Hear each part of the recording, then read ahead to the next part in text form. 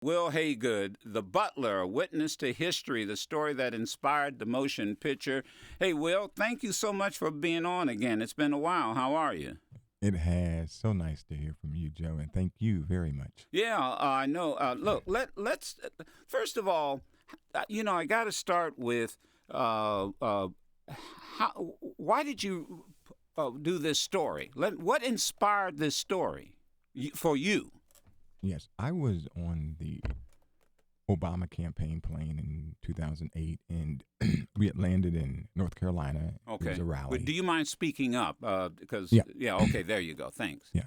And there was a rally, and after this big rally, I walked outside. It was after midnight, Mm-hmm.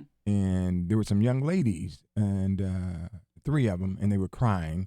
And I walked over to them and asked them if there was anything I could do to help. They happened to have been white young ladies, and they said they were crying because their fathers would not speak to them anymore because they supported this African American candidate for the White House, and their fathers did not want them doing that. And they said they were not going to stop. And it just felt like a moment, sort of like a movement. And I said to myself, this is powerful because this could be happening in many, many families all across the South. Daughters defying their fathers because these daughters wanted to judge this man Yeah, and by the content yeah, of his character. young people defining their parents. Yes, Yes, and yeah. Go ahead. it was Fascinating. it was very powerful. And so right then and there, I told myself, I said,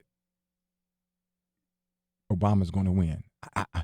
Joe, I just made up my mind, and I just felt that he was going to win. And with that in mind, I said to myself, I need to find a figure from the era of segregation who worked in that White House who will be able to talk to me about his life and what it means to be on the lip of a historic election. So then I launched this nationwide search. My editor didn't think Obama was going to win, and This is at the Washington Post. post. Yes, he Okay, didn't. yeah. Yeah, he didn't think Obama was going to win, but he humored me and let me go out on a limb and look for someone.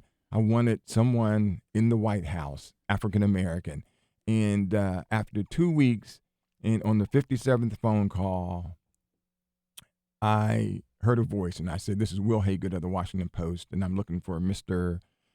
Eugene Allen, who worked at the White House for three presidents." And he said, "Well, first of all, you're speaking to him, but let me correct you. I worked for 8 presidents, from Harry Truman to Ronald Reagan."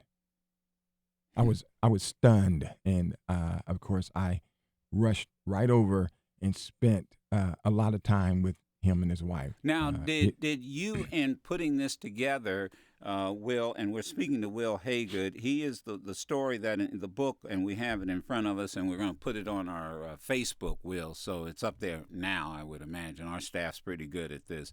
Yes. In putting it together, I take it you recorded your conversations? No, I'm old school, Okay, and I filled up notebooks. So okay. I filled up about 6 notebooks of my interviews with him and his beloved wife, Helene. They were married 65 years Wow. up to that point. And this was a Friday. On Sunday, their son, Charles, he came over, Okay. and Mrs. Allen said, "Charles, I'm so happy. I'm over the moon."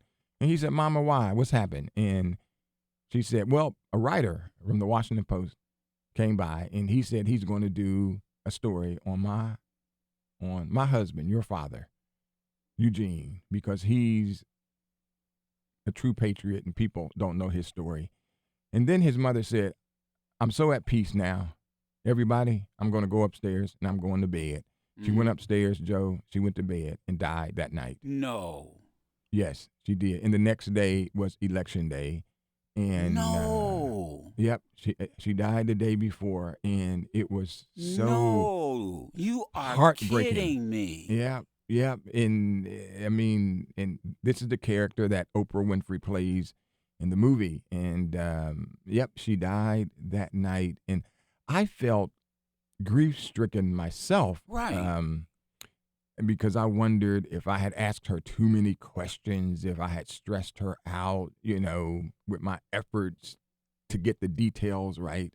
And the son Charles said to me after her funeral, he said, "Will, you do not realize that my mother was waiting on you. Wow. She was waiting on that knock on the door. She was so at peace because she trusted you and knew that her husband, my father's story, was finally going to be told." She was how old at the time? 86. She was 86. What an amazing